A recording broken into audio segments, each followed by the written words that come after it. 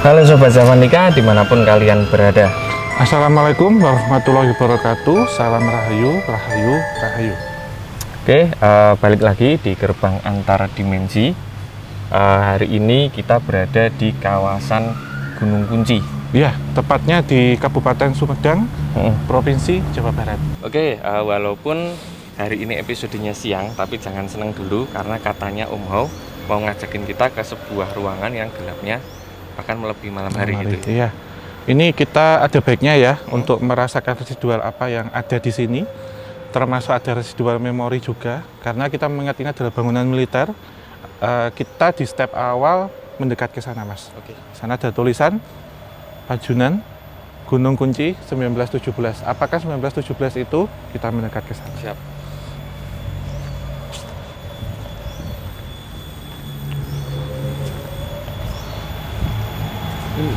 Iya.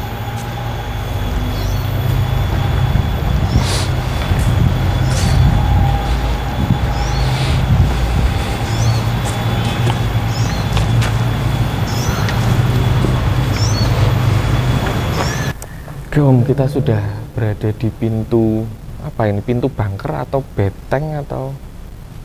Iya, ini kita ada di pintu depan. 1917 di situ sebenarnya nama ataupun pertanda bangunan ini selesai dibangun. Ya, 1917 dipakai dan diresmikan. Tetapi dalam pembangunannya ini dimulai 1913. Oke. Di era World War First atau Perang Dunia yang pertama. Dan juga diperuntukkan nanti jika terjadi Perang Dunia yang kedua. Nyium bau apa? Mesiu. Iya. Ya, jadi ini bunyinya seperti ini ya Mas ya, bahan peledak. Peledak mesiu gitu atau ya. yang dipakai di apa? Senapan itu, terus sniper dan macam-macam. Karena nanti kita akan mengunjungi beberapa ruangan. Ini sebagai ruang pertama. Yang jelas kalau sebelum masuk kan kita daftar dulu. Di sini Screening ada, ya, registrasi dulu ya. Di sini ada ruang pos penjagaan. Kemudian nanti masuk. Dan yang paling ditunggu-tunggu kalau di bangunan militer apa? Yaitu ruang penjara. Sana. Yang konon ceritanya banyak penyiksaan dan juga ada kepala-kepala nih Mas yang saya lihat. Kepala manusia? Iya, kalau kepala identik dengan apa Mas? Dengan nipong. Iya. Bentar Om, kok sampai nipong? Ini kan dibangun Belanda. Iya. Kemudian apakah? Secara timeline waktu kan Belanda sampai 1942. Kemudian Perang Dunia Kedua, Second World War. Oh iya, Nippon masuk Pasifik Raya, kemudian ada agresi, terus lagi seperti itu. Berarti boleh dikatakan yang tertinggal di sini, Nippongnya ada, Belandanya ada, mungkin orang-orang pribumi juga. Ada bagian residual itu dari jalan yang tidak jauh dari sini, yang berkaitan juga dengan Route Postweg atau jalan pos. Dan untuk menyaksikan lebih detailnya nanti bisa nonton di Tinta Putih Company. Kisah Tanah Jawa x3.com. Jadi ini ada kesinambungan ya selama kita berjalan pada penelusuran kali ini. Gerbang antar dimensi juga selalu berdampingan di sekeliling dari jalan pos tersebut. Oke, kita pertama nggak usah berlama-lama karena sudah ditanya-tanyain akan masuk ke sini. Kita masuk. Kita mulai dari yang pertama dulu, screening. Seperti biasa Mas ya, kaki kiri.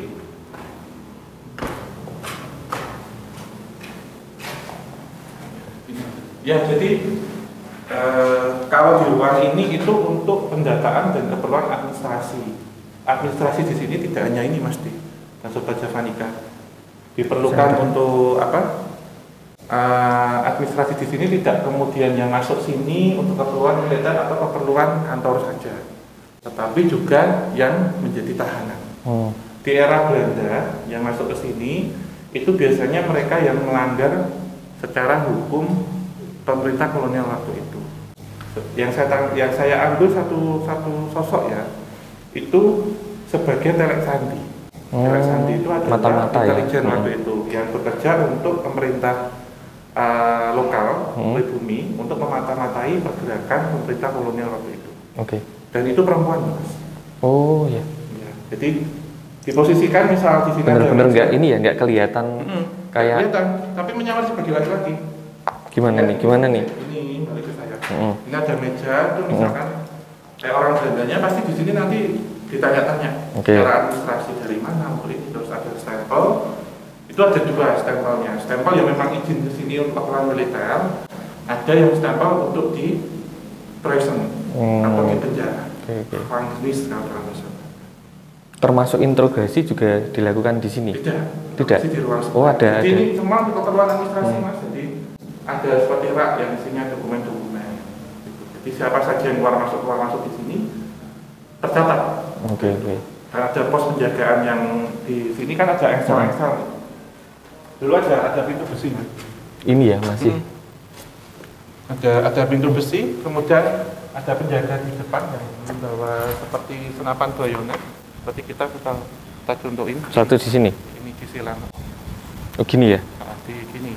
Jadi nanti ketika ada orang dibukakan pintu, kemudian di dalam ada kayak pangkatnya sersan gitu yang untuk menanya-nanya.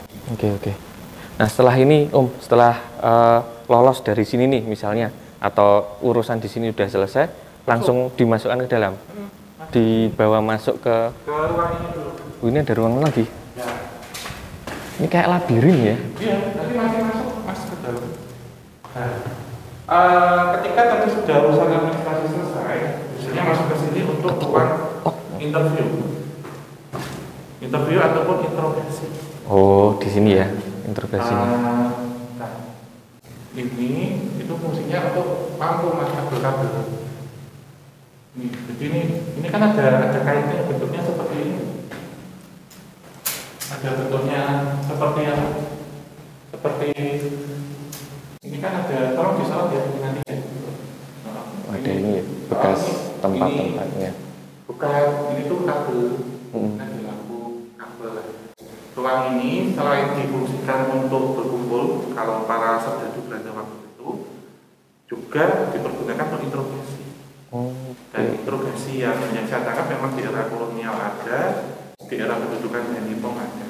Terus ini fungsinya kayak ini ada kotak ini. Storage mas, buat naruh-naruh misal helm sih paling banyak yang saya lihat, helm besi. Barang-barangnya ini ya. Jadi kalau masuk pasti lengkap pakai sepatu, gini, kan karena gerah ya, itu jadi beberapa helm ditaruh sini. Mungkin kalau waktu itu sudah ada HP, taruh sini. Oke. Kita lanjut. Ya, ini masih opening sih. Kita belum masuk yang seram-seraman sih.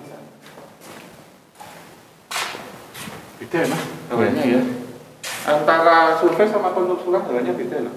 Nih, anginnya dari dalam tuh kalau dilihat.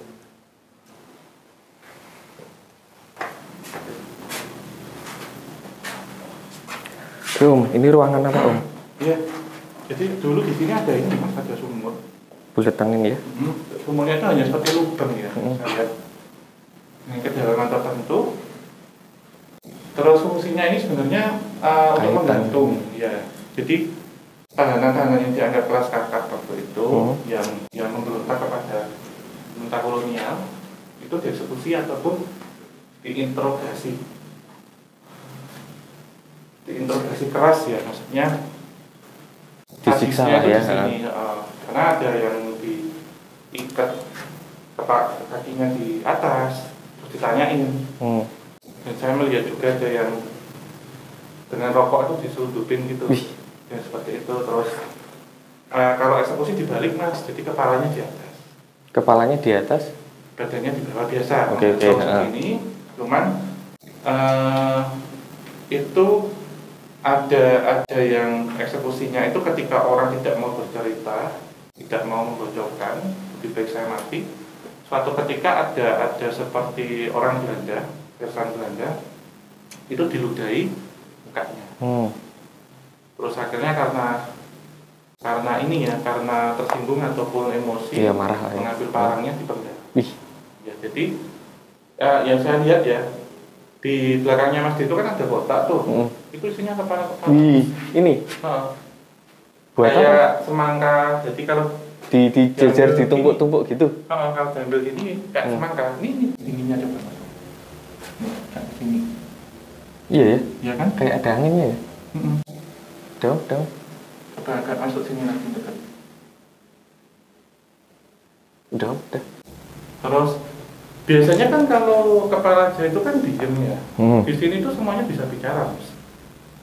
Maksudnya bisa bicara? Jadi bisa memberikan informasi. Oke. Nah, jadi potongan kepala, tetapi itu bisa bersuara. Oke. Nah, kalau biasanya kita ketemu kan kepala doang, gitu ya, bleeding apa-apa. Tapi kalau ini seperti kepalanya itu bisa memberikan informasi, bisa didapatkan satu cerita, jadi seperti itu. Ini yang kita ngambil contoh di sini untuk era kolonial Belanda. Oke. Tetapi ada dual di sini, jadi seperti karma ya menurut saya. Ketika orang Belanda misal orang pribumi, orang Belanda kemudian disiksa oleh Nippon. Ujungnya di sana. Yuk.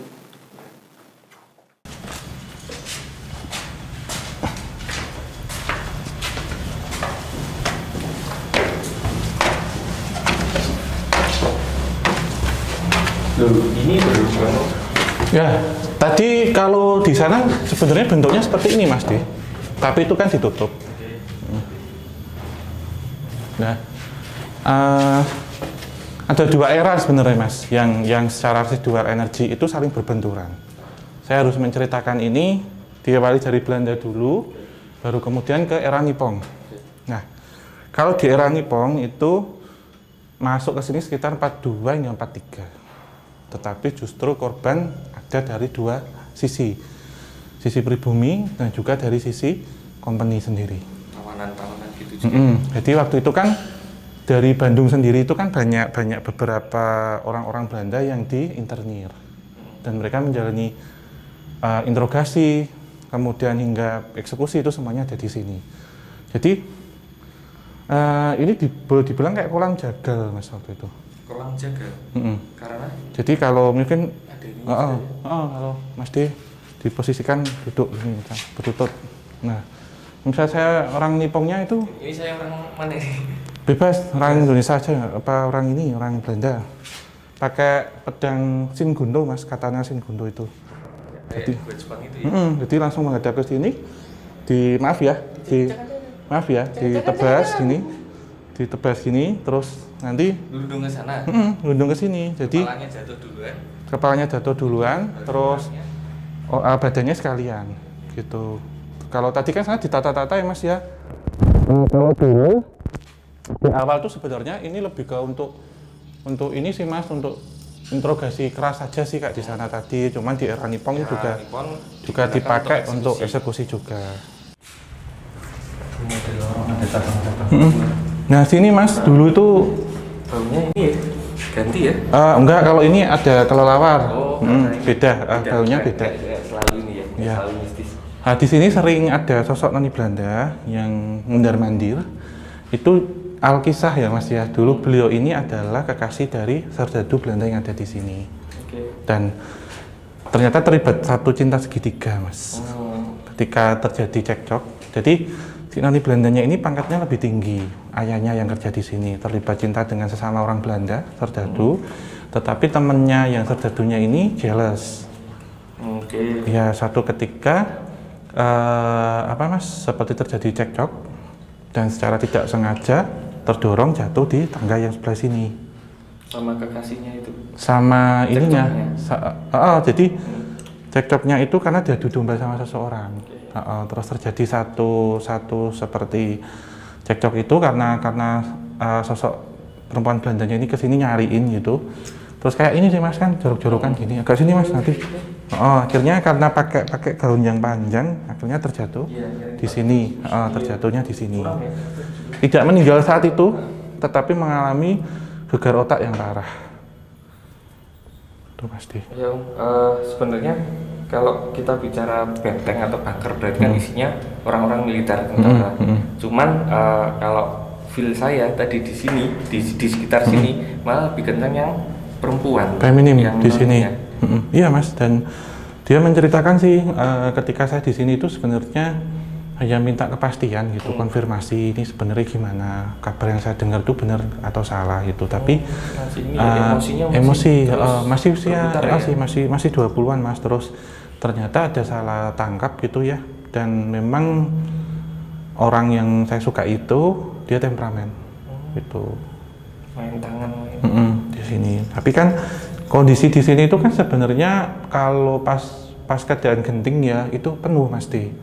Tapi ketika pas lagi beberapa pasukan ditugaskan itu yang berjaga di ruang-ruang tertentu saja. Sip-sipan gitu Iya, aja ya. karena lebih diutamakan kemudian juga di sini untuk menyimpan mesiu dan beberapa peralatan-peralatan perang. Karena ruang-ruang di sini kan dingin, Mas. Jadi fungsi dingin dari ruang di sini itu untuk meredam agar seperti piranti-piranti perang itu tidak gampang meledak. Oke, kita ke sini ya. Ya. Hati-hati. Ya. Kalau secara konstruksi ini, kenapa kok tangga yang di sini jauh lebih sempit daripada yang di awal tadi? Kalau di sini kan memang mengikuti ini, Mas, mengikuti kontur juga. Ya, dan ini sebelah kananmu ini, Mas, ini toilet waktu itu. Ya. Kita mau masuk sini. Ya, kita ceritakan sedikit sudah di sini. Nah, ini Mas Di, apa itu yang dinamakan dengan kecewa? itu nggak mode terbang itu. Itu yang dinamakan dengan kecewa, Mas Di. Kecewa.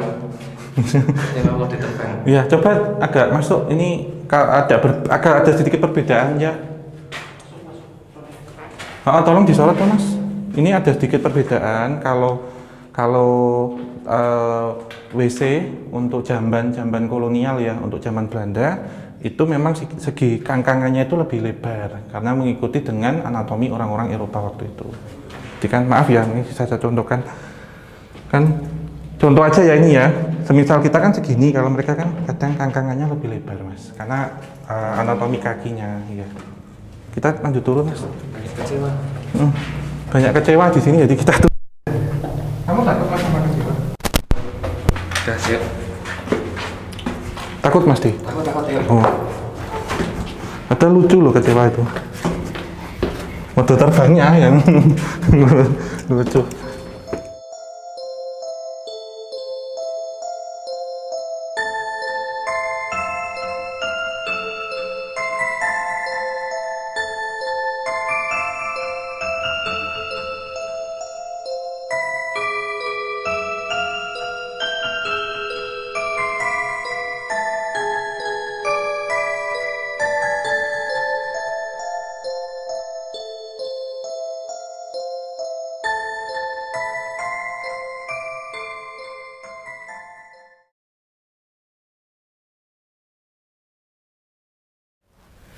Ini kok bisa tinggal puing-puing karena apa? Dibom, Iya, diserang? di awalnya ruang ini kayak ini, Mas, buat apa ya? Ruang apa ya, gambarannya kayak auditorium gitu loh, Mas. Tapi dia lebih mini, lebih kecil. Jadi fungsinya untuk diskusi besar, rapat besar, untuk istirahat. Orang gitu. berkumpul di sini ya? Salah satu Belanda berkumpul di sini dan dahulunya ini masih ada bangunannya, Mas. Atas kita ini masih ada tembok-temboknya. Lalu ini menjadi reruntuhan ketika ada serangan dari udara. Dari Jepang? Iya, dari ada serangan dari kayak gitu, terus menyatukan bom itu di atas ini. Tapi karena struktur bangunannya sendiri kalau kita lihat kan kokoh ya, jadi hanya tembok tengah atau tembok lapisan saja yang runtuh. Terus tepat di belakangmu ini, Mas, ada orang Belanda, serdadu Belanda yang tewas ketimpa. Berarti pada saat dibom ini di sini memang banyak orang atau cuma ada beberapa orang? Banyak orang. Juga sore-sore nanti. Itu berarti jadi korban semua yang sedang berkumpul. Kalau yang jadi geprek ya, itu di sini. Cuman geprek. Ada beberapa yang dia lari, jatuhan, jadi kayak ada gempa bumi. Lari panik kayak gitu. Duer gitu langsung ini ambruk, terus ada yang tangannya, kakinya ada yang meninggal di lokasi, ada yang kemudian luka-luka kemudian meninggal. Ya sebenarnya itu peralihan ya nanti ketika antara kekuasaan Belanda dengan Nippon itu peralihan dari di sini karena apa ya waktu itu tadi sempat kita bahas bahwasanya banyak orang Belanda yang diinternir. Lokasi ini memang seperti untuk mengasingkan, Mas, orang-orang Belanda waktu itu di bawah Nippon. Ketika pendudukan Nippon ya? Iya. Oke. Jadi malah dibangun sendiri, kemudian diduduki Nippon sampai nanti era perjuangan. Oke. Ya. Ini kita ke belakang, di sana ada penjara dan itu menarik, Mas, ceritanya. Mana? Belakang sini? Kita lewat sini nanti. Oke. Yuk.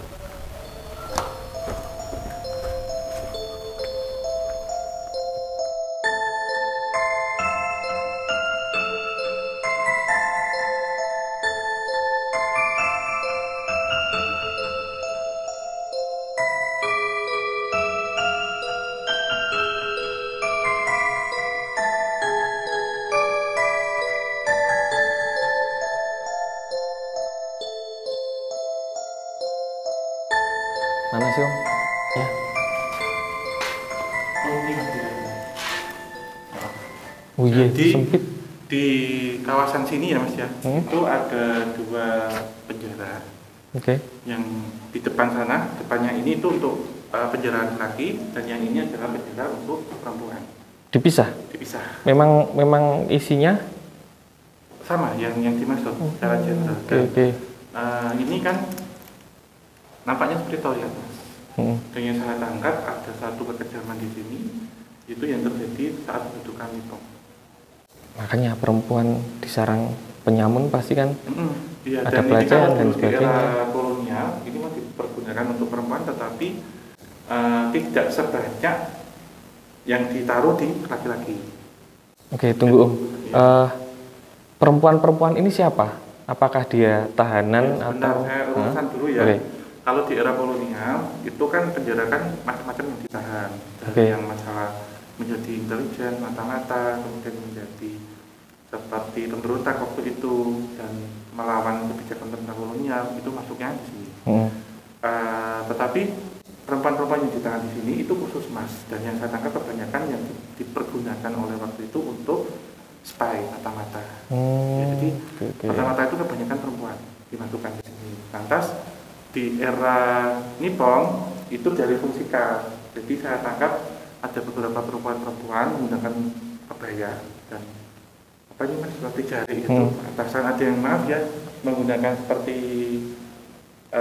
pakaian dalam BH kayak gitu, kemben. tapi yang sama bawahnya itu loh Mas, kalau zaman dulu. Iya. Jadi nggak nutup sini aja, terus rambutnya ada yang diikat, ada yang panjang terurai, dan usianya itu masih muda, 15 sampai 21 tahun, dimasukkan di sini. Jadi banyak Mas yang berbeda-beda ini perempuan. Dan tempat ini ternyata dipergunakan waktu itu untuk melakukan tindak asusila dan pelecehan seksual yang dilakukan oleh Rajadu Nippon. Jadi ingat ini ya, Jugunianfu ya? Ya, modelnya seperti itu. Sehingga ini menurut saya dari semua tempat yang sudah kita kunjungi, ketika di sana ada pemenggalan macam-macam. Yang saya tangkap di sini itu dua memorinya dan energinya lebih menyakitkan Mas. Karena mengalami kekerasan secara fisik, kekerasan secara psikis, dan kekerasan secara seksual. Semuanya ada di sini. Bahkan saya melihat ada gadis yang usianya 16 tahun itu digadahi 7 sampai 10 Rajadu Nippon.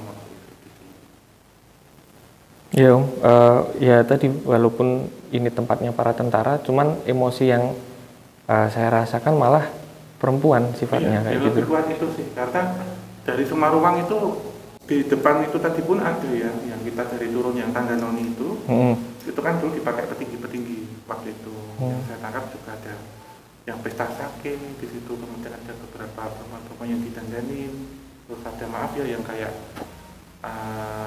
tari-tari erotis itu di situ. Gitu ya. Di bawah di under ancaman gitu, di bawah ancaman karena saya lihat ada bayonet gitu juga. Dan perempuan-perempuan yang ditahan itu tidak hanya pribumi, tapi ada yang dari keturunan juga dan ada non Indo juga yang ada di sini. Jadi terdapatnya Mas waktu itu yang diperlakukan yang tidak manusiawi di sini itu seperti itu. Bahkan beberapa yang sudah lemah, sudah meninggal, dieksekusinya di sana, dibunuhnya di sana. Berarti kalau kita prosentase tragedinya itu jauh lebih banyak pada zaman Nippon. Ya, karena ini memang era perperangan yang bergejolak banget Mas, antara tahun 42 sampai 45 itu pas kenceng-kencengnya perang dunia kedua gitu, tidak sebesar perang dunia pertama.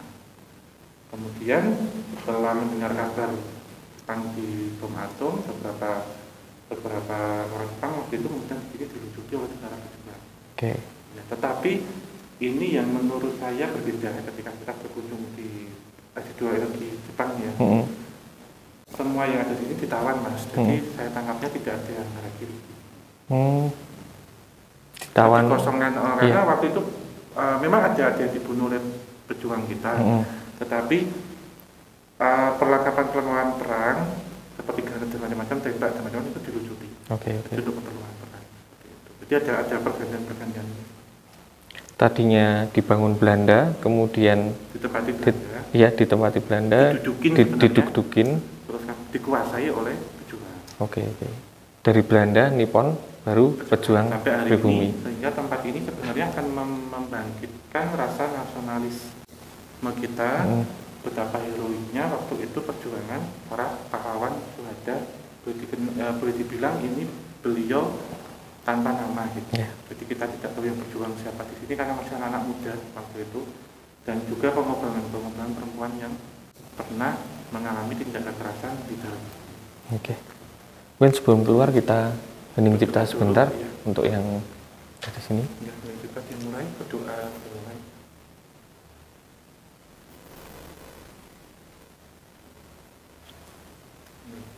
Ini mungkin Mas Di dan teman-teman jadi pertanyaan toh, bahwa di bangunan ada unsur Jepangnya kok tidak berpengaruh? Ya karena hari ini pas bulan suci Ramadan dan kami berdua pas menjalankan ibadah puasa, jadi tidak bisa dihack, Mas.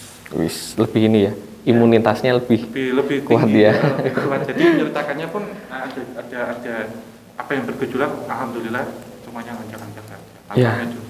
Kita juga ini ya, secara fisik imunitasnya juga kita jaga terus dari kemarin beberapa hari perjalanan, tetap kita jaga masker, kemudian hand sanitizer, vitamin dan sebagainya. Yuk, kita akan ke spot terakhir. Di sana ada benteng itu yang dipergunakan dulu untuk serang menyerang. Benteng. Perang-perangan. Kita perang beneran. Perang beneran. Ayo.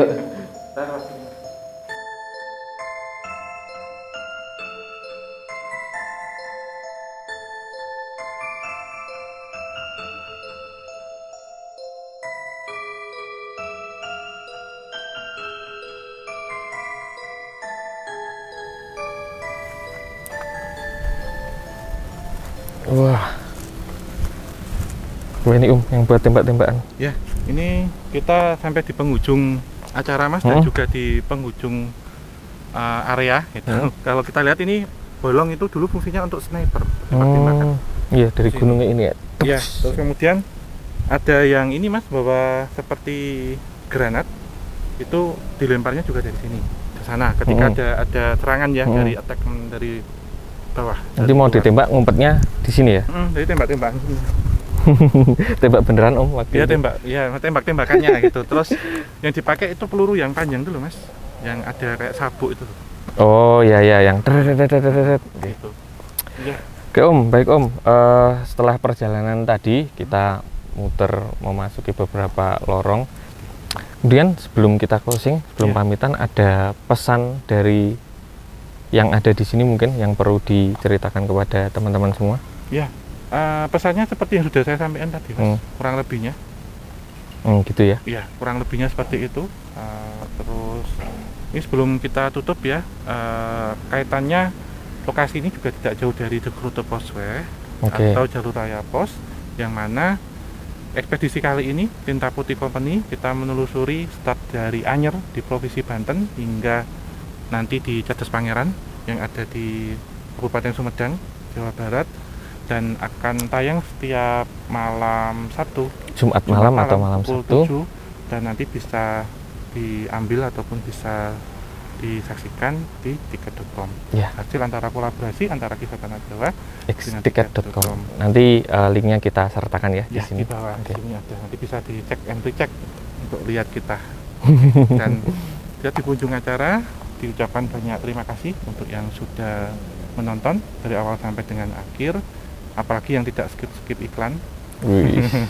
Terus yang sudah like, komentar baik, positif, dan juga memberikan saran masukan segala kritiknya, yang tentunya di share. Dan kalau ingin mendapatkan informasi-informasi kita yang sudah upload, bisa nanti dinyalakan lonceng dan tekan tombol subscribe agar kalau kita 3 juta subscriber kita bisa menapak tilas menelusur ekspedisi sampai ke negeri Belanda. Carilah konten sampai negeri Belanda. Oke, kita pamitan Om. Ya, akhir kata, wabillahi taufik wal hidayah. Wassalamualaikum warahmatullahi wabarakatuh. Mugi tansah pinaringan rahayu sagung. Salam rahayu. Terima kasih.